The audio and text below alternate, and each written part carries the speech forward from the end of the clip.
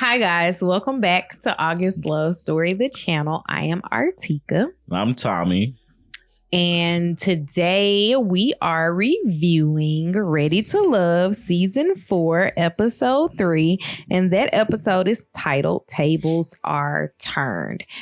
Before we get into today's episode, if you haven't already, please take a moment to subscribe to our channel, turn on the notification bell, and let's get into this review. Let's do it. All right. So, because I remembered this time, we're going to start at the eliminations. All right. So, first eliminated was Ida. I think we all collectively saw that coming. I was not surprised by that at all. As we were watching the episode, I was like, Stacy's going to have an issue with Ida because she kept jumping in on Stacy's.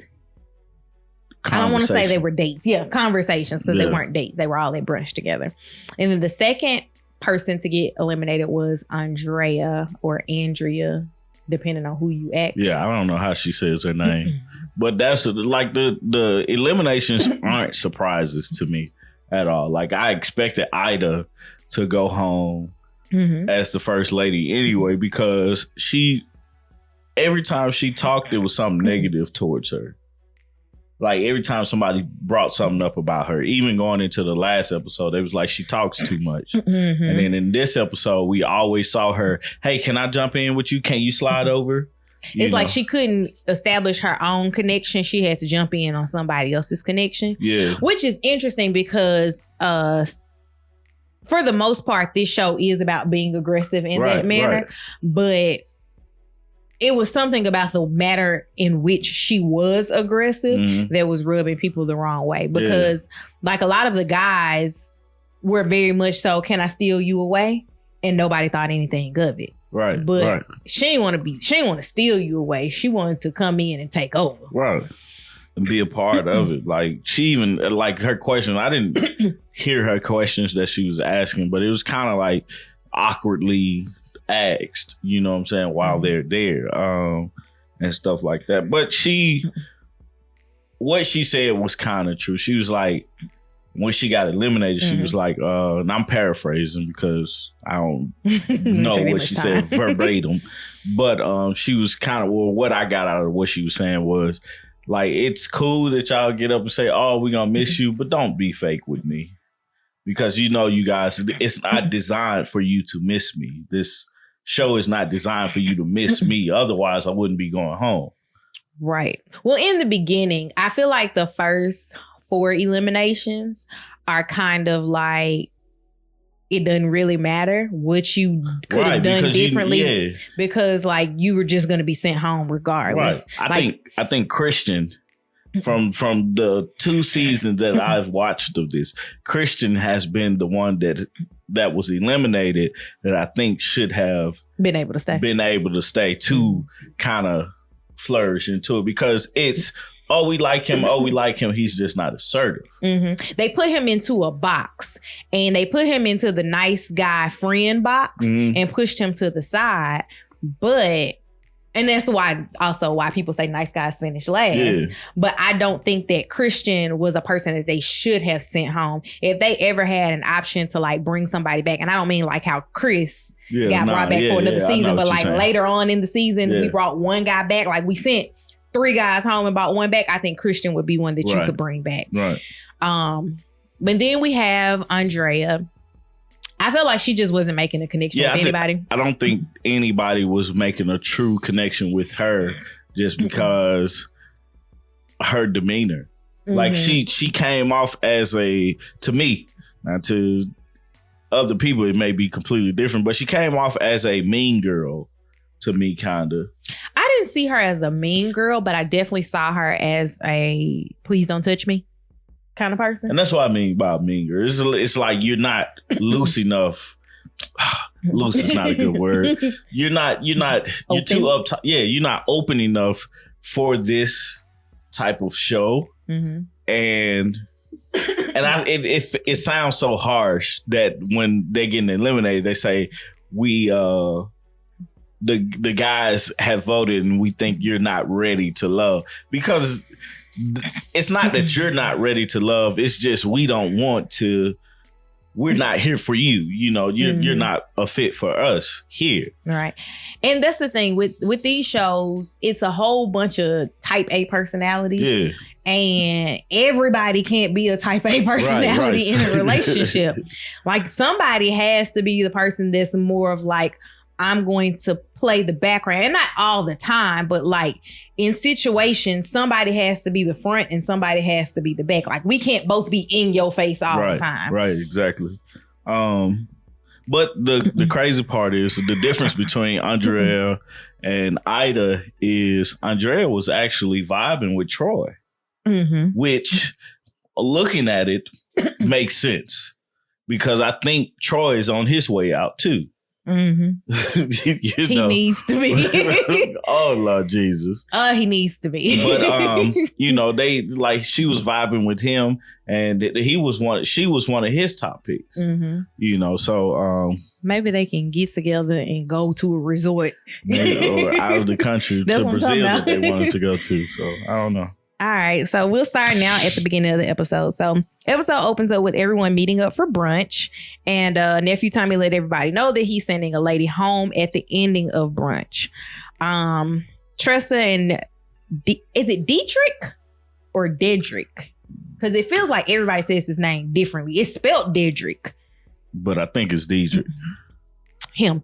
They were talking, and he said he didn't even remember that she had done comedy or that she does comedy, and she was like, I definitely share that with you, but she doesn't like to share the fact that she does comedy because she feels like it makes her come off as the homie, which we saw that come back up later on in the episode.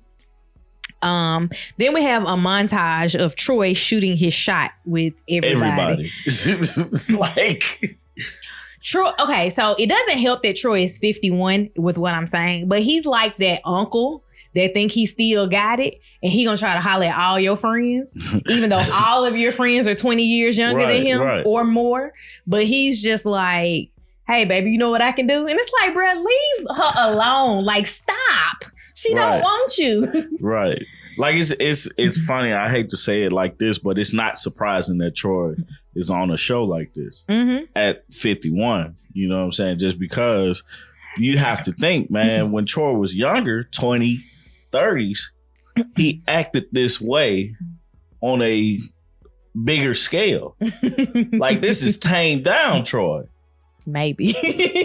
Like it gets more tame as he gets older because he can't do the same things he used to do. He can afford the things now versus when he was 19, 20, you can't afford them. Right. But I mean, still same attitude. So he might have been married before or something like that, but it's not surprising that his attitude is like that. If I kiss him on the cheek, I got him. Like, if I make you laugh, I think I got a shot. You know, that's my game. Just putting it out there. Like, I shut it down because I made her laugh. You see what I'm saying? Okay. She got it. Anywho, so the next thing we see is Ida squeezing in with Stacy. I think this was Stacy and Dietrich. No, and David. Okay. Yeah. I just put Stacy on a date because I didn't catch his name. Yeah, David was out there. And then we see Chris. No, it might have not been David because it was David who asked Tressa about if she could do celibacy. So it wasn't David. I don't know who she was sitting with. Let's see. Next up, we saw Chris, KG Smooth, talking to Amber about finances. And basically, he was redeeming himself from why he got kicked off with Naya. And Amber was all in on that conversation. She was just like, we can split bills. And he was eating it up. And so was she. Right. Next up, AJ sat down with Andrea. After that conversation, he was like, there's not a spark. Which I could see that because AJ seems like he's very much so I'm going to be a smooth talker, but I'm not going to follow it up with anything. And she looks like she can see through that. I felt like it was the other way around. I felt like AJ just, don't get me wrong, these women are beautiful. The men are handsome. And it's a bunch of beautiful people, but it's like I don't feel anything with her. Like if me and her was to do anything, it wouldn't be nothing behind. It wouldn't be anything behind it. You know what I'm saying? I would just literally be talking to a human being. And that's the way I looked at it for her. For a lot of her connections with people or her conversations with people, it's just. I think I would have been the same way as her though, because like there was nothing about anything that AJ said on any of his dates that he's gone on that would be like, that's attractive. I would be like, shut up. But that's just me. Again. Let's see. Stacey came over and stole AJ away from Andrea. And they were Stacey was sitting down having another conversation. I think this was actually with AJ. And then Ida comes and joins in again. At that point, Stacey is irritated, which I would have been as well. Like, all these dudes in here, go find you somebody else to play with. And that was not the one I'm talking to. second time she did that. Exactly. So then we see Jason and Alexis talking about her son and the possibility of them becoming a thing and how that would impact her son. I say it's good as long as he's not his coach currently. Yeah, I was trying to figure that whole situation out in my head, like how that would go as far as like your mom dating your coach. Because the only thing I think about it, and the reason why is because people tend to break up a lot. It's like, you know what I'm saying? Like what happens when they do break up and like he coaches her son. So like I still have to see you after every practice, like at every game. Most breakups, and you don't have to really deal with the person no more, or you can choose to go somewhere else, and like other people aren't involved, or the people that are involved, it it doesn't affect. No, I get what you're saying. If her son if he's no longer her son's coach, then I would be like, okay, cool, that could work. But if he's still actively the coach, I would just be like, nah, let's let this go. For the kid's sake. Yeah. But people be like, mama gotta have a life too. Ain't that what she said? That's what Jody mama said on Baby Boy. Let's see. So then we get over to David talking to Tressa and Vernisha about abstaining from sex until marriage. Yeah. Tressa said it's a no for me. Right. And that's the part I was thinking about. Tressa was just a real person, man. Like, I mean, that's fair. It's like I need to test the goods out before, we go any further with that, which I don't get because sex is such I can teach you how to, what I like and what I don't like. I don't know. Like, that's her answer though. So. Vernisha was like, so when are we getting married? Right. Like, you got a date. Right. I really do like Vernisha. I told you that recently. I was like, I don't have a real reason that I like her, but I really do like her personality. Yeah. So Dietrich explained, and I think this was when he was speaking to nephew Tommy, perhaps, that Ida trying to be funny is giving him real homegirl vibes, and he don't like that. I think that's what he was telling her. Like, because he did sit down. Oh, yes, they did sit down together. You're right. He did sit down and talk to her, and he asked her, are you nervous? And for me, that stood out because it's like, who asks people that? And she explained, like, when she is nervous, she starts trying to be, like, real jokey with people. And, that's what basically ruined her chances at this show, is because she was so jokey, so talkative and stuff like that, and just didn't give people a chance to actually get to know Ida and for her to get to know the guy. So, Which, are you nervous? I don't think that that's necessarily a fair question, because the average person does not sit down with like however many people on the camera crew following them around, watching their every move. Yes, We should be nervous. This is weird. It was like speed dating on drugs, man. Right. It's speed dating on speed. Like, yes, I am nervous. This is awkward. This is not anything that I'm doing on a everyday basis. So yes, I am nervous. Let's see. So they break at the brunch and then Ida gets sent home. Yeah. And Tommy told about Ida saying, y'all don't care. Like, don't act like y'all gonna miss me because y'all sent me home. If y'all was gonna miss me, y'all would have kept me here. And it's like, yep. Agreed. True. So after the brunch is done, we see that there's different groups broken up into some one-on-one dates, and then some of them are group dates. And in some of these group dates, there was even uneven number of men and women. Yeah, which was silly to me. Troy. Right. So we see that AJ and Alexis go on a candle making date, which I would love to do that. We should see if there's a place here locally to do that. We gotta find a babysitter. I mean, you know. Take her with us. Well, I'm not saying to take her with us, but in all things, we have to find a babysitter. So while they were talking, AJ said that he felt like Alexis was out aggressing him.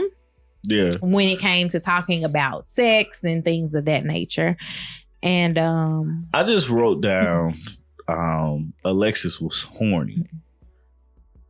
Because it's like it's one thing to mention sex, you know, but everything she referred to was sexual.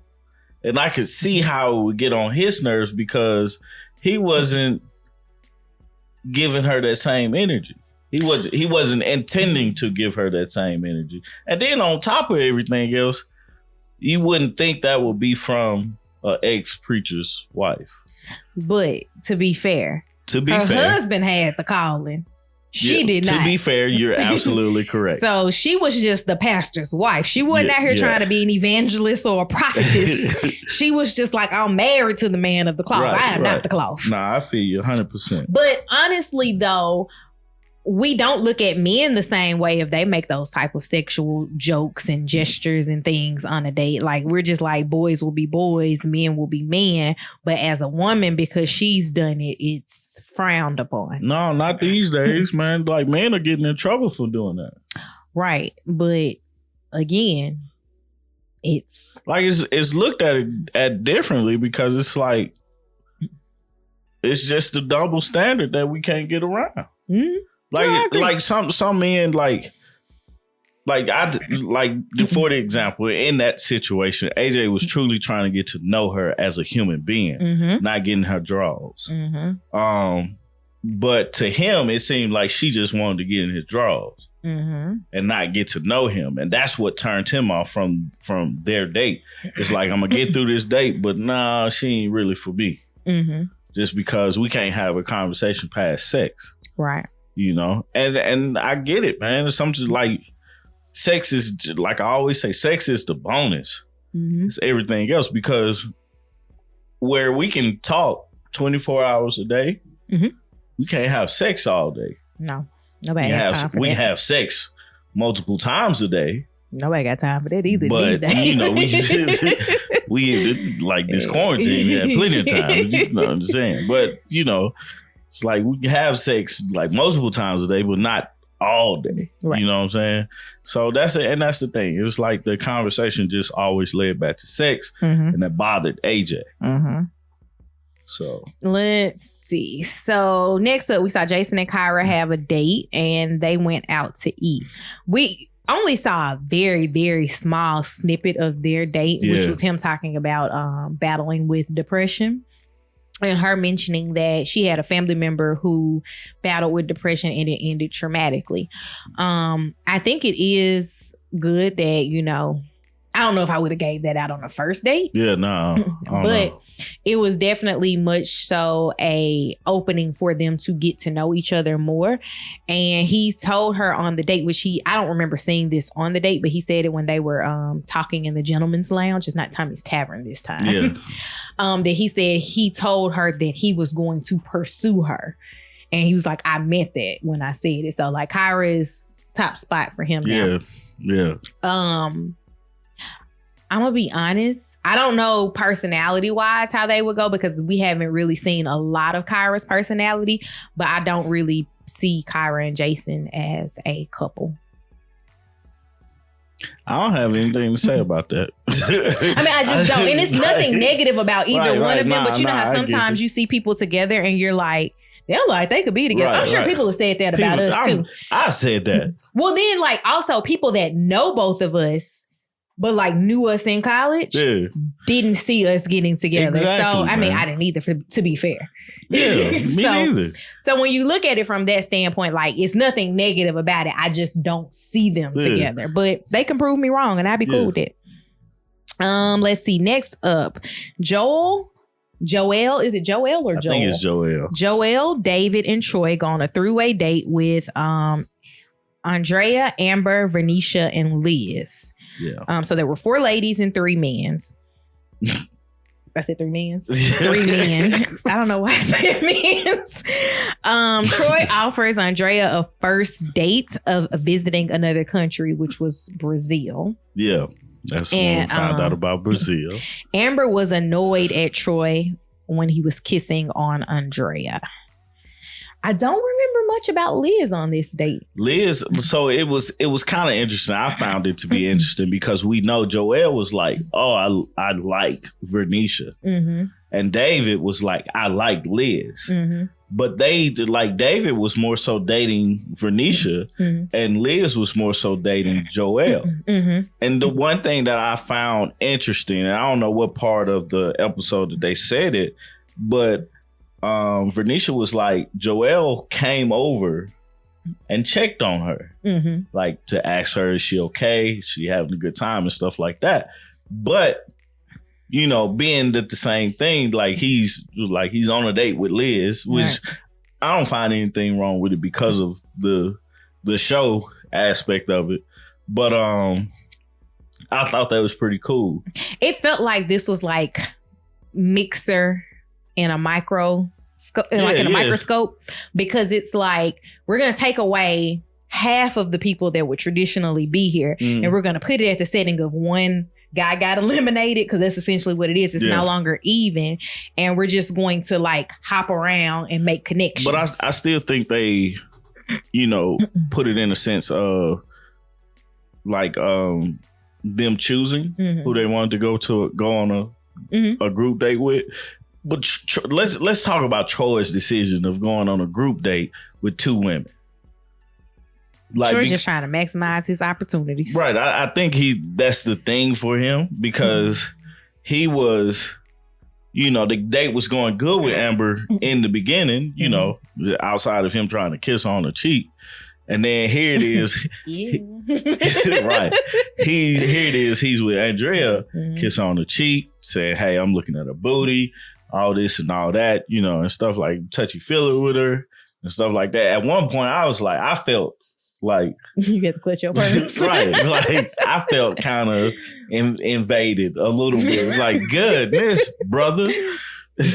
Back up, give me 50 feet. Man, act like you got some home training. But no, I just found it interesting that that's how he chose to spend his dates with those 2 women. You know, but no, overall, I think it was a pretty good date for them and stuff like that. So let's see. So next we have Dietrich, Alexis, Kyra, Tressa, Jason, Chris, KG's Chris. And I have to say that because there's also Chrysanthemum. And she wasn't even on the show. She was not. AJ and Stacy, and they all took a cooking class together. AJ did let us know during this class that he was turned off by Alexis because she was being sensual, but she wasn't even directing that energy towards him when he made that comment. I can't remember who she was coupled up with. I think it was KG. Yeah. When he was like, she's being too sensual and he doesn't like that. At this point, he's just bothered by how she acts. Yeah. And I mean, she might not have had none since old Pastor Daddy. I don't know. I mean, I can't say. So Alexis did make her way over to Jason, and they had a little bit of a conversation, which I think is interesting. That I think she keeps gravitating back towards Jason because for her there was something there. Yeah. She just never pursued it because of her son, and now she's like, all bets are off. I can pursue it because he's here, I'm here. Like, let's get to know each other. Yeah. Let's see, what else did I make notes about? Tressa and Dietrich tried to give each other a chance, so they did make that agreement there, and I'm happy that they did, because I think Tressa is like a pretty cool person just from the little bit that we have seen of her. And I think that it's not fair to rule her out because of quote unquote homegirl vibes, because y'all should be friends. Like, why can't you be friends with the person that you're dating?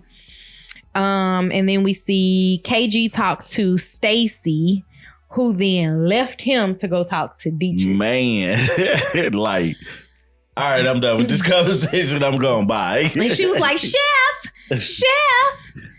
And he was like, okay. I'm not gonna talk to her. Nope, done with Stacy. So I don't think he said anything about Stacy, or at least we didn't show it in that conversation. But I definitely would be turned off by Stacy with that. But I personally would have been turned off by Stacy since the initial mixer. Stacy just didn't give me like. Stacy gave me pick me vibes. Like, I'm gonna do whatever I gotta say for you to pick me. Like, I'm not trying to find love. I'm trying to win this competition. Yeah. And that's what I feel like from Stacy. So Stacy's just not my favorite person. Do you have anything else for the cooking class? No, not really. It's like it was, for me, the cooking class was kind of like everywhere. And it was it wasn't hard to keep track of, like the Tressa and Dietrich thing, like him telling her, like, at first, you know, he didn't like her type. And I'm assuming it was because she's a bigger girl. And, you know, he wanted to give her a shot because he felt like he was closing himself. He wasn't being open enough to her. And he's had great conversations with her, like every time they talk. And it's been the best conversation he's had. So I do appreciate him being man enough to say, hold up, can we, you know, what I said was wrong. Can we go on a date? And her just being giddy about it was funny to me. You know, right. He just don't need to take the wrong turn because he could end up as a punchline. Right. Definitely. So, no, that's all I got with that. All right. So last thing that I wrote was that nephew Tommy got all the guys back together in what he's calling the gentleman's lounge this time. Jason did thank Joelle for like helping him move, and like he started tearing up in the process of that conversation, which I felt that internally because I am a person that you can't say nice things about because I cry too. But all the guys had a moment of praising him about that, basically saying, you know, it's not just about us coming here to find love, but for us also to establish brotherhood. Right. Because there's only 10 guys that have ever done this exact same thing with you. There's no reason that you guys should leave out of this and not have some type of relationship with each other. And that's how the guys were from the last one. The guys were very much so like, we're brothers. It was the women that had kind of started getting catty with each other. But it's sadly how it goes sometimes. No, I thought that was pretty cool that Jason's had said that. And everybody, because I got the same vibe from Joelle, because he's just he been in Houston for 2 years, you know, and he probably still trying to meet people and stuff like that. And he helped the man move. He was like, he hit him up, said, "What you doing?" He was like, "I'm moving. I'm finna come help you." And the thing with that, I didn't even think about that aspect of it. The 2 years, he's been there for 2 years, and he spent one of those years in lockdown. Right. So for you to have spent one of your, like half of the time that you've been somewhere in a lockdown, yeah, you finna try to just get out and meet people that don't work with you. Right. Because all your friends don't need to be at work. Right. But no, I just thought that was awesome. And then he was like, yeah, I met that baby mama.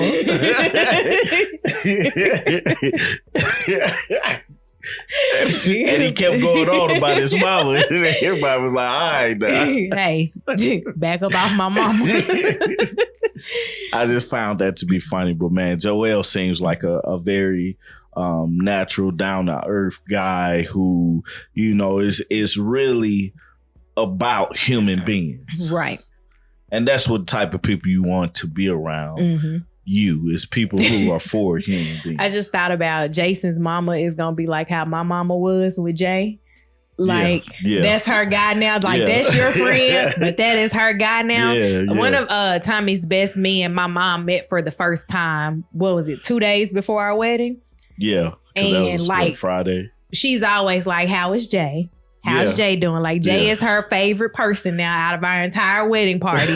Like I think maybe even over the two of us. Well, I don't think so. But like Jay is her guy. She always wants to know how he's doing and what's going on. Mm-hmm. She always asks about him. So I think Joel does also have that personality. Oh, for sure. That it'll make you want to just be like, how your friend doing? Yeah, for sure. So really cute and like nice moment amongst the guys. Yeah.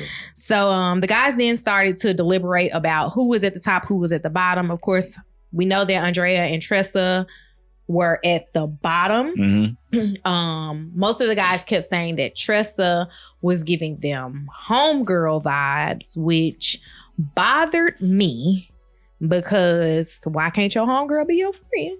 I mean, your lady be your friend, your homegirl. Like, what's the difference? Mm-hmm. But definitely they had Dietrich sit down with Tressa and they had David sit down with Andrea. Yeah. And basically they sent Andrea home, which I would never want to have to be the person to send you home because I'd be like trying to rub all the compliments in. Yeah. That's what they were trying to do. Right. Well, that's what David was trying to do. What do you feel like you did wrong? What would you change if you did this better? Right. Like what could you change? What could you do differently? It's just I don't know. I don't think that this show is for people that are reserved. No. And I definitely feel like Andrea was too reserved for the crowd. Yeah. I don't know if she could have found a way to stick around longer. If there was anything that she could have done differently, because the only other person that I could think of that may have been sent home, and that's because we didn't see very many interactions with her with men, is Amber. Mm-hmm. Because Amber was very much so someone that was just like, about everything. Yeah. So, interested to see who gets sent home. I'm interested to see Chrysanthemum and her interactions on the date because we didn't get a chance to see her this time. Mm-hmm. I think that she and Stacy are going to clash a bit because they're both loud. I don't know. But we'll see with that too, because maybe I'm wrong. I'm judging them both wrongly, Possibly. But from what I've seen, they're both a little loud and boisterous in their personalities. And I think that that'll be like competition for them. But what guy do you think is going to be sent home next? Troy. Okay. Agreed. Yeah. If it weren't Troy, who would you say? If it wasn't Troy, probably Ron. Just because he wasn't in this episode either. Mm-mm. Yeah, just his interaction with the women. Well, he was in the episode at the beginning. Just his interaction with the women and how they've been receiving them. Mm-hmm. I think he can turn it around, but I think Troy is next. So cat dad to Troy. What lady? Probably. I don't know. I'm thinking Amber. I was thinking Amber too, but I don't know. Amber did like vibe with Chris.